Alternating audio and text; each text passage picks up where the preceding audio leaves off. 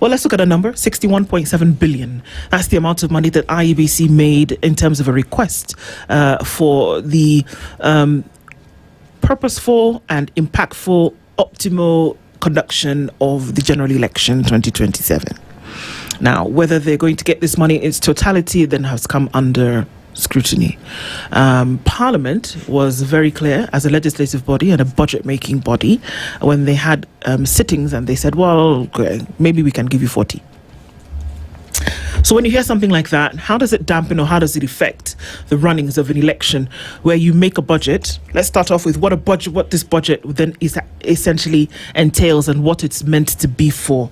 From where you sat as the CEO of the IEBC, when you budget this money, what is it for? What is it meant to cover? Well, the budget is for elections. Mm-hmm. And there are so many budget items that you consider when you come up with the budget. The budget is not a sole activity by IEBC. Mm-hmm. IEBC involves different stakeholders and different institutions to arrive at its own budget.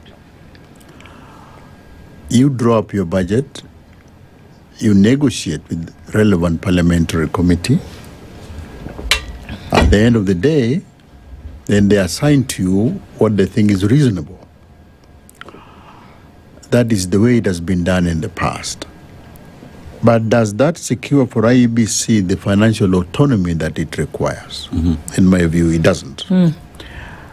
Should there be an audit process? Should there be an external process that also looks at a budget proposal by IEBC and perhaps rationalizes what IEBC wants to do? For instance, in the current budget proposal, contained therein is about 5 billion or 15 billion of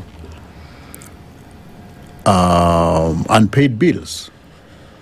And the bulk majority of those unpaid bills, 5 billion, is in legal fees. So does somebody from outside have to come and say, how did you arrive at this huge amount of legal fees and audit it? Yeah. Or do we expect Parliament simply to sit there? IEBC tells you this year we have 10 billion budget legal fees and paid. Mm-hmm. So it is one, IEBC must be given the room to arrive at their own budget. But on the other hand, IEBC must also account to a larger extent for some of the things that they have. That is one item. The second item in the current budget, which is proving contentious, is on the acquisition of KIMS kit. They are putting there, I think, 7 billion or 8 billion. Yes. For the KIMS kit. Yeah. Now, from 2013, IEBC has been buying in every election cycle new electoral equipment. Mm-hmm. These things are expensive. And the ones that have been bought have a shelf life for 5 years. So in the last installment, in the election that was done in 2022, they spent, I think, around 3 billion there. In 2013, when I was the CEO, we spent around 3 billion on this electoral equipment. Mm-hmm.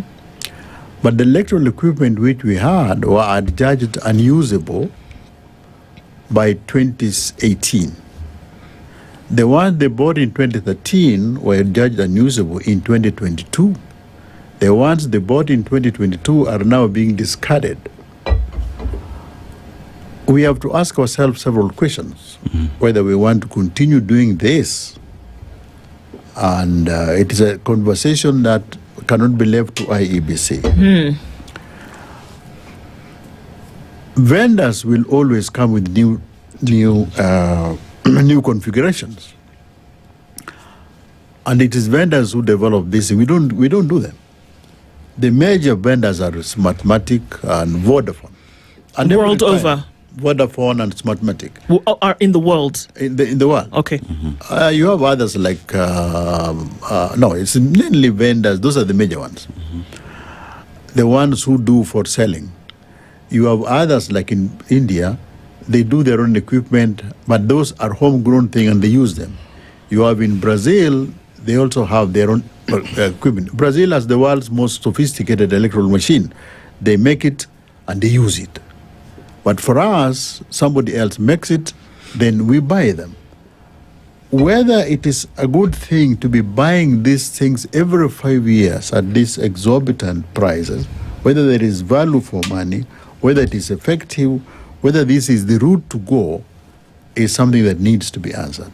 And I think IEBC cannot answer this on their own. It requires Kenyans also to have an active participation.